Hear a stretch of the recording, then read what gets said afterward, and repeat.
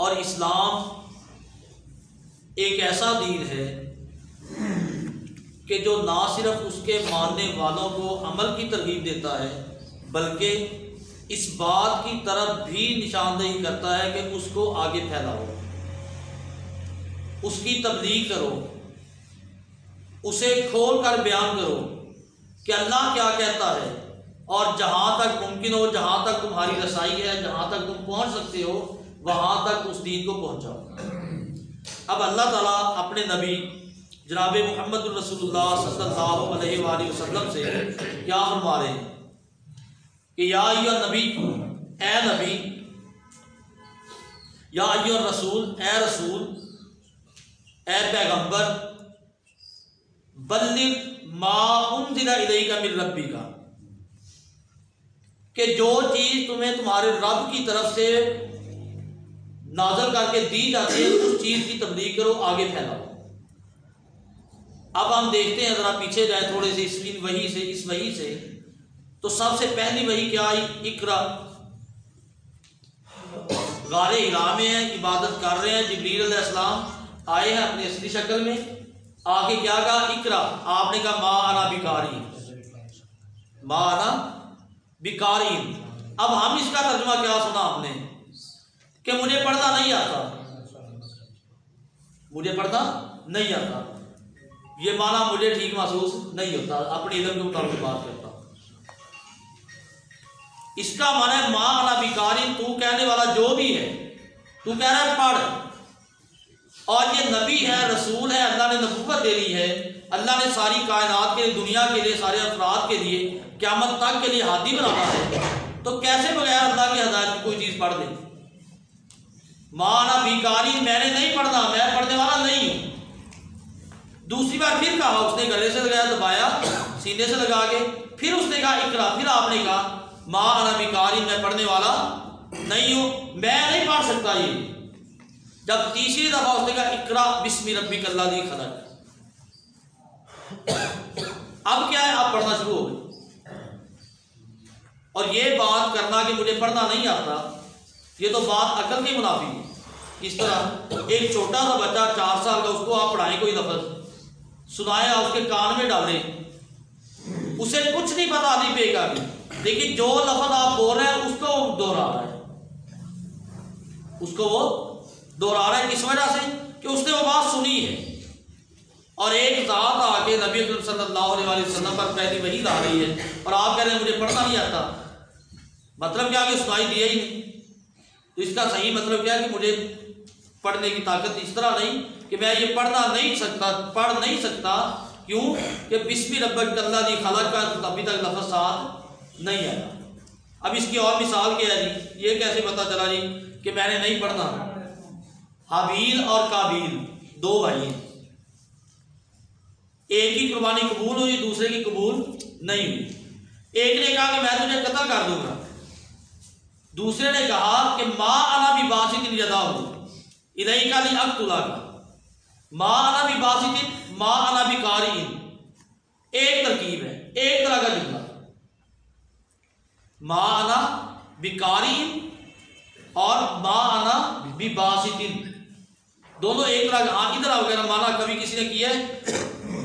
کہ مجھے قتل کرنا، مجھے ہاتھ اٹھانا نہیں آتا، کیا کہا کہ میں ہاتھ نہیں اٹھاؤں گا کہ میں تجھے تو قتل کرنا چاہتا ہے مجھے کر دے، لیکن میں اپنا ہاتھ اٹھانے والا نہیں ہوں تجھے قتل کرنے کے لیے۔ یہ پہلی وحی، اقرا بسم ربک الذی خلق، خلق الانسان من علق، 5 آیات نازل کر دی اللہ تعالیٰ۔ اب کیا دیا؟ بتایا کہ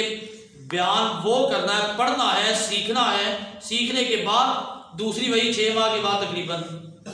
یا ایھا المدثر قم فانذر، کہ چادر اوڑھنے والے کھڑا ہو، فانذر، اور ڈرا لوگوں کو۔ یہ تبلیغ کا حکم آ گیا۔ پہلے علم حاصل کرنا ہے، سیکھنا ہے جو حقیقی بات ہے، اس کے بعد اس کے بارے میں آگے تم نے پھیلانا ہے، اور جتنی بات تمہیں معلوم ہے، جتنی بات تمہارے لیے اللہ کے طرف سے تمہارے نصیب میں تھی، تمہیں اللہ تعالیٰ نے بتائی، تم نے سیکھی، اتنی بیان کر دو۔ یہ تمہارا حکم ہے، تمہارے لیے یہی حکم ہے، نہ زیادہ نہ تھوڑا۔ مقصود کیا ہوا کہ نبی کی ذات سب سے پہلی ذات ہے جو تبلیغ کرنے والی ہوتی ہے، جو اللہ کا پیغام پہنچانے والی ہوتی ہے۔ اور اللہ تعالیٰ کیا کرے، یا ایھا الرسول بلغ ما انزل الیک من ربک، جو تمہارے رب کی طرف سے بیان کیا جا رہا ہے، نازل کیا جا رہا ہے، اسے تم پھیلا دو، آگے بتا دو۔ ایک بات اس سے یہ معلوم کہ تبلیغ اس چیز کی کرنی ہے جو وحی ہو، جو چیز وحی میں شامل نہیں، میری ذاتی رائے میں شامل ہے، اس کی تبلیغ بھی کرنا ٹھیک نہیں۔ اور آگے کیا فرمایا، اللہ اپنے نبی اور رسول کو کہہ رہے ہیں فَإِن لَّمْ تَفْعَلْ، اگر آپ نے اس طرح نہ کیا، وحی کو نہ، پیغام کو نہ پہنچایا، اللہ کا جو پیغام وہ تم نے آگے نہ پہنچایا، وہ کام نہ کیا جو آپ کو حکم دیا جا رہا ہے، تو فما بلغت رسالتہ، تو آپ نے اپنی رسالت کو پہنچایا نہیں ہے، اس کی تبلیغ نہیں کی۔ مطلب کیا ہوا کہ نبی اور رسول کہلوانا اور نبی اور رسول بننا اور اس پر اللہ کے حکم کے مطابق چلنا، یہ ایک لازمی تواتر کے ساتھ عمل ہے کہ اللہ نے وحی بھیجی، پیغام دیا، اور پھر آگے کیا کیا اللہ تعالیٰ نے کہ نبی اور رسول تو گزر گئے، اللہ کے پاس چلے گئے، اب یہ کام کس نے کرنا ہے؟ پہلی بات، کنتم خیر امۃ اخرجت للناس، کہ تم بہترین امت ہو جو لوگوں کے لیے نکالی گئی، تأمرون بالمعروف وتنہون عن المنکر، کہ تم نیکی کا حکم دیتے ہو اور برائی سے روکتے ہو۔ اور میرا محاسبہ اگر میں نے اپنا خود کرنا ہے تو میں ذرا دیکھوں کہ آج میں نے کتنے لوگوں کو اللہ کا پیغام دیا ہے، اللہ کی بات بتائی ہے، پھر میں خیر امت بن سکتا ہوں، بہترین امت کہلوانے کا، بننے کا اہل ہوں۔ پہلے میں کوشش کروں کہ میں نے اپنا عمل کرنا ہے، اس کے بعد میں دوسرے کو بتاؤں۔ اور اگر میں نے سارا دن اپنے کاروبار میں گزارا، وہاں پر کوئی ایسی بات کر نہیں سکا، کس وجہ سے، اگر بات کی تو پتہ نہیں کیا ہو جائے۔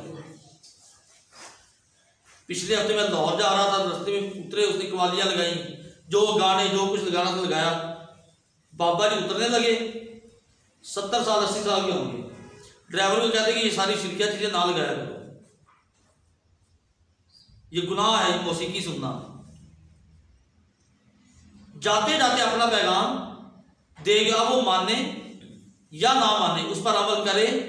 یا نہ کرے، اس پر آپ کو کوئی سوال نہیں ہوگا۔ بلغ ما انزل الیک من ربک فإن لم تفعل فما بلغت رسالتہ۔ اور نبی اکرم صلی اللہ علیہ وسلم کا طریقہ کیا تھا؟ کبھی لوگوں کو کوہ صفا پر اکٹھا کر دیں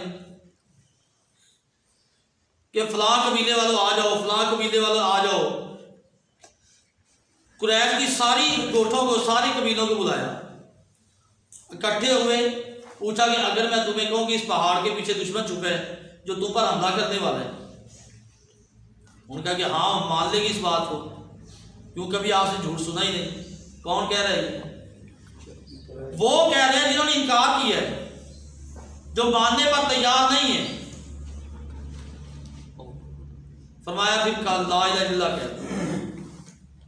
اللہ کی طرف آ جاؤ، یہ بات گوارا نہیں، بڑی مشکل بات ہے۔ دعوت دی، پھر خاندان والوں کی دعوت کی، مقصد کیا ہے کہ میں انہیں بتاؤں کہ اللہ کیا چاہتا ہے، اللہ کا پیغام کیا ہے، اللہ کی طرف سے مجھے کیا ذمہ داری دی گئی ہے،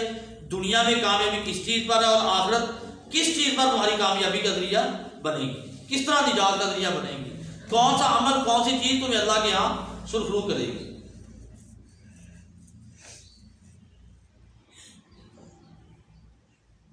یہ بھی مقصد کیا ہے؟ تبلیغ، دعوت۔ مکہ کے 13 سال اور مدینہ کے 10 سال تقریباً، یہ 23 سال کا عرصہ، مکہ کے سارے تقریباً 13 کے 13 سال ہی دعوت و تبلیغ پہ، عقیدے کی بات، نظریے کی بات، سوچ کی بات کہ تمہاری سوچ کیا ہونی چاہیے۔ مدینہ کے 10 سال، ایک ہاتھ میں تلوار اور دوسرے ہاتھ میں قرآن، مقصد جو رکاوٹ بنتا ہے اس کے لیے تلوار اور باقی لوگوں کے لیے دعوت، لوگوں کو بتانا، لوگوں تک خبر پہنچانی، اور جہاں پر خود نہ جا سکے وہاں پر خط بھیج دیے۔ روم میں خط بھیجا، ایران میں خط بھیجا، کتنے ہی سرداروں کو، کتنے ہی بادشاہوں کو جو اپنے دور کے سپر پاور تھے ان کو خط لکھا کہ اس بات کی طرف آ جاؤ، اس بات کو تسلیم کر لو جو تم میں اور ہم میں ایک جیسی یکساں ہے، اور اگر تم نہیں کرو گے تو تمہاری قوم کا عذاب تمہارے اوپر ہوگا، تمہاری قوم کا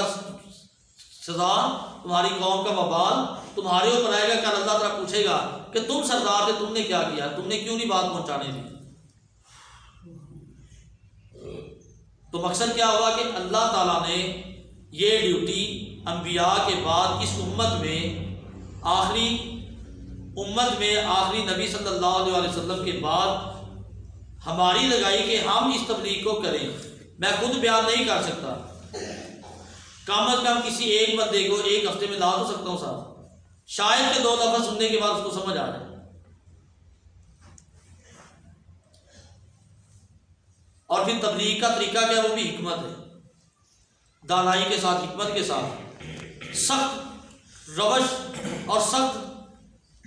لہجے کے ساتھ نہیں، اس سے لوگ متنفر ہوتے۔ تو یہ انبیاء والا کام، نبیوں کا کام، جس مقصد کے لیے اللہ تعالیٰ نے نبی بھیجے وہ کام ہمیں دیا گیا۔ تو اس کے لیے ضروری ہے کہ ہم بھی کوشش کریں، ہمارا پورا ایک ایجنڈا ہونا چاہیے، ہماری کاوش اور کوشش ہونی چاہیے کہ ہم نے بھی اللہ کی بات کو جو ہمارے علم میں ہے انتہائی آسان طریقے کے ساتھ بیان کرنے اور لوگوں کو بتانا ہے۔ کسی پر فتویٰ لگانے کی ضرورت نہیں، کسی پر سختی کرنے کی ضرورت نہیں، کسی کے فعل کو کفریہ فعل، شرکیہ فعل کہنے کی ضرورت نہیں۔ جب ڈائریکٹ کسی پر فتویٰ لگائیں گے، اگرچہ وہ ظاہر میں نظر آ رہا ہے کہ کام غلط ہے، وہ شرکیہ کام ہے، اللہ کے نبی صلی اللہ علیہ وسلم کی مخالفت کا کام ہے، ان کو وہ باتیں بتائیں جو پہلے انبیاء نے پہلی امتوں کے لیے تھی، جو مکہ کے لوگ کرتے تھے، جو روم اور ایران میں ہوتا تھا، اس کی مثالیں دیں کسی موقع پر، اچھے موقع پر، مناسب موقع پر، یقین مانے وہ بات آپ کی تسلیم کرے، وہ کام چھوڑنے کی کوشش کرے، اور جب فتویٰ ہوگا اس کو ہٹ کیا جائے گا، اس کو نشان زدہ کیا جائے گا، تو بندہ آپ سے دور ہوگا، آپ کی بات سننے پر راضی نہیں ہے۔ بت پرستی کی تردید کئی چیزوں کو سمجھا دیتی ہے انسان کو کہ اللہ کے علاوہ کوئی بھی کام کرنے والا نہیں۔ تو ہمارا مقصد، اور پھر اللہ تعالیٰ نے کیا فرمایا، وَلْتَكُن مِّنكُمْ أُمَّةٌ يَدْعُونَ إِلَى الْخَيْرِ، کہ تم میں سے ایک جماعت ایسی ہونی چاہیے جو نیکی کی طرف بلائے اور برائی سے روکے۔ وہ کس نے بننا ہے؟ میں کہتا ہوں کہ میری ڈیوٹی نہیں تو اس کی ڈیوٹی ہے، وہ کہتا ہے میری نہیں اس کی ہے، ہر بندہ اس سے بچ جائے۔ تو پھر بتائے گا کون یہ بات سمجھائے گا، کون اللہ کا قرآن بتائے گا، کون اللہ کی قرآن کی طرف لے کر آئے گا؟ اگر میری ذمہ داری نہیں اس کی ذمہ داری ہے، یہ ہم میں سے ہر ایک کی ذمہ داری ہے، ہم میں سے ہر شخص ذمہ دار ہے کہ اللہ تعالیٰ نے اسے امت محمد میں پیدا کیا، حضرت محمد صلی اللہ علیہ وآلہ وسلم کا امتی بنایا، بہترین امتی قرار دیا، لیکن شرط کیا ہے، تأمرون بالمعروف وتنہون عن المنکر، یہ تم نے تبلیغ کر دی۔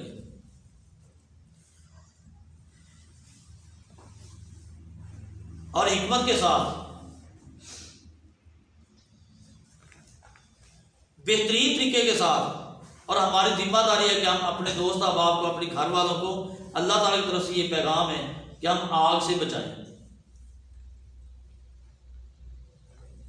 آج میرے پاس جو علم ہے، مجھے جو اللہ نے بتایا ہے، مجھے جو اللہ کی طرف سے علم حاصل ہوا، جو میں نے کتابوں میں پڑھا، قرآن مجید میں سیکھا، اب وہ میں اپنے دوست احباب کو بتانے سے قاصر ہوں، کل میرا گریبان اور ان کا ہاتھ۔ ہم نے اپنی آخرت کو بچانے کے لیے دوسرے کو پیغام دینا ہے کہ آؤ بھائی،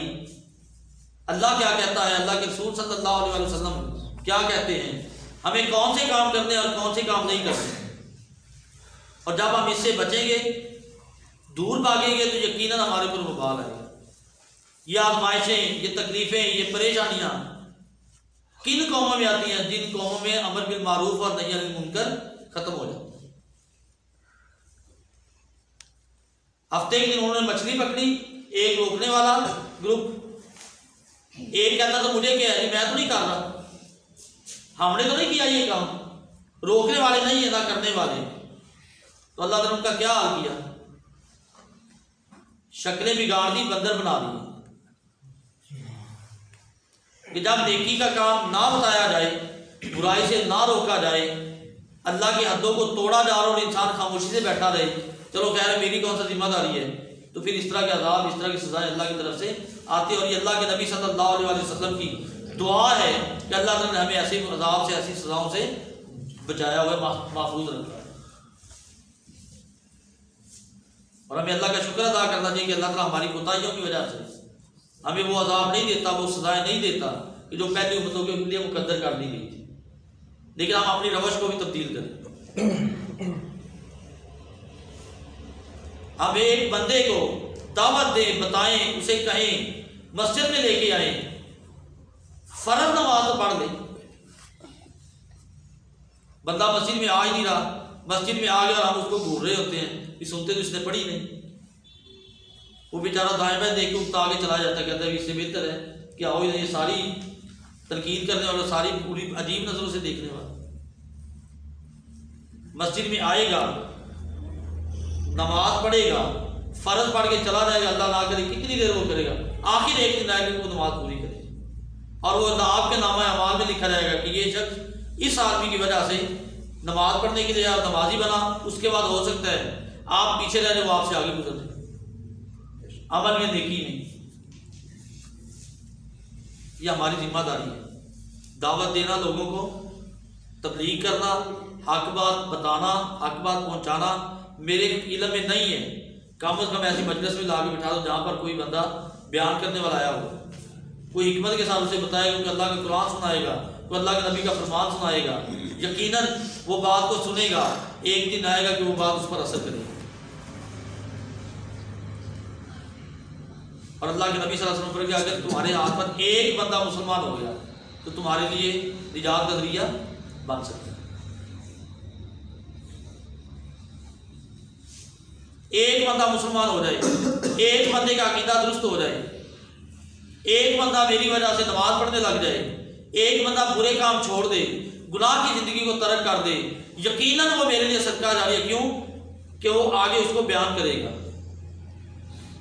ایک کے بعد دوسرا، ایک لفظ جس کو میں نے پڑھا دیا، ایک اللہ کے نبی صلی اللہ علیہ وسلم کا فرمان میں نے بتا دیا،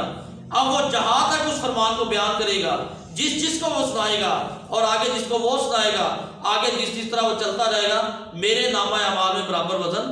پڑھتا رہے گا، جو اس نے بتایا، اس نے بتایا، اس کے بتایا، اور قیامت تک کے لیے ہو سکتا ہے وہ جب بات سنتے جائیں، سناتے جائیں، اور میرے نامہ اعمال میں وہ کام،